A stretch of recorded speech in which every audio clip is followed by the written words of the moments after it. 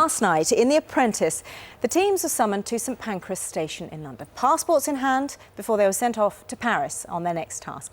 It was selling unique British products to French retailers. Well, the language barrier proved tricky, to say the least, for some of the candidates. The winning team did manage, though, to set a boardroom record. Yes, we'll speak to the fired candidate in just a moment. First, let's find out who got lost in translation. Sheerly from a gut instinct, I think I've made my mind up.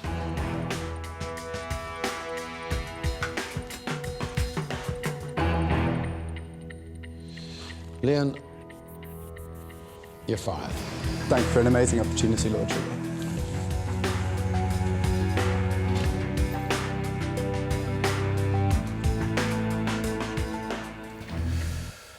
Alors, bonjour Léon, comment allez-vous? Hi. Oui, c'est bon. How are you doing? Yeah, good. Oh, you see he's got some.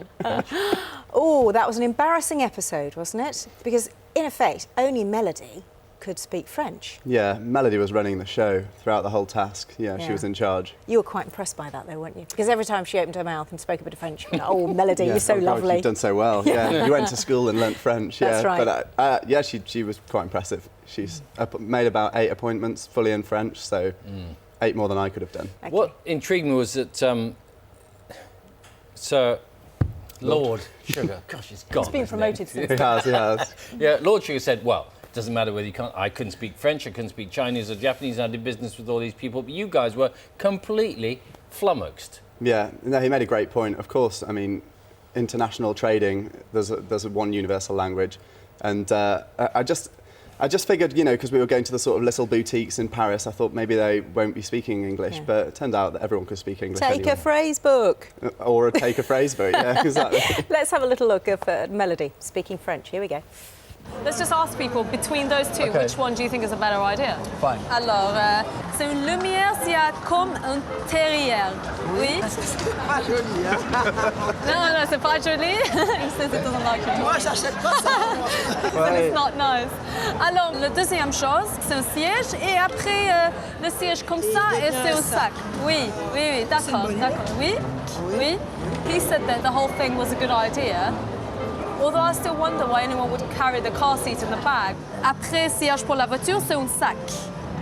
Et la prix, she said that it's okay. It's so impressive, like, that you can just speak to them and understand what they're saying back.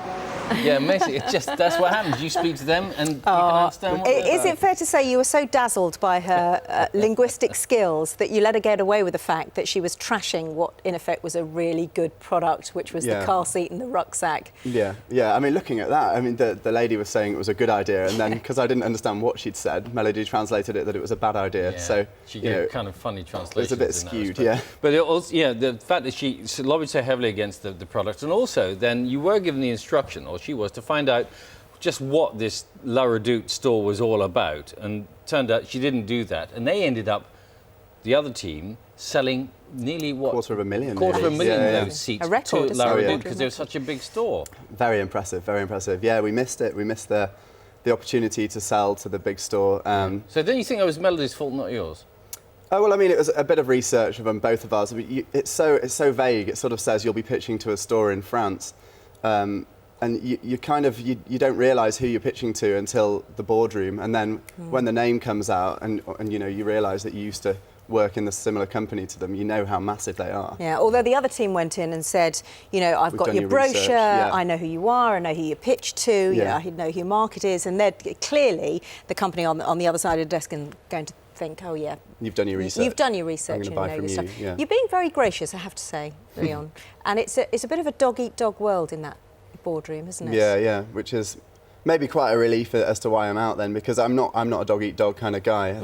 I think you can make it through life being a nice guy and have nice people around you. It's not necessarily all about, you know, bolshiness and shouting and arrogance. Well, you make it through life, but can you make it in business without a killer instinct? Yeah, well, you've got to have a killer idea, and then you'll make it in business. And your killer idea is the takeaway, online takeaway business, Online isn't it? takeaway business and publishing, themastermenu.com. All right, and you're still doing that, are you? I now? am, yeah, Okay. we're franchising it. Oh, good luck to you. Thank you. Okay. All right, Leon, once again, a very polite exit. Gracious. Yes, it was. It was It gracious. was. Yeah, very Yeah. nice. Yeah. Yeah. So you think Melody, she's got enough to go all the way, has she? Yeah, I think Melody or Jim is probably going to get it. Oh, Jim's clever, isn't he? Oh, God, yeah. Yeah. Okay, Oh, fisticuffs thank you. still going on that one, I think. All I right. think so. Leon, thanks very much. Thank you. You can see the next episode of The Apprentice next Wednesday, 9 o'clock on BBC One. Previous episodes, all of them, available on the iPlayer. The time is 8:43.